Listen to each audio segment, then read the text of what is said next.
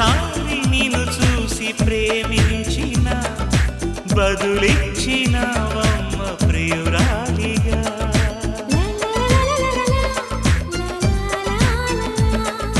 తొలిసారి నిన్ను తాకి ప్రేమించిన మనసిచ్చిన నమ్మ ప్రియ నేస్తమా. కలలోనూ ఇలా కలిసుండాలని విడిపోని వరం ఇయ్యవా అన్నది ప్రేమ, అన్నది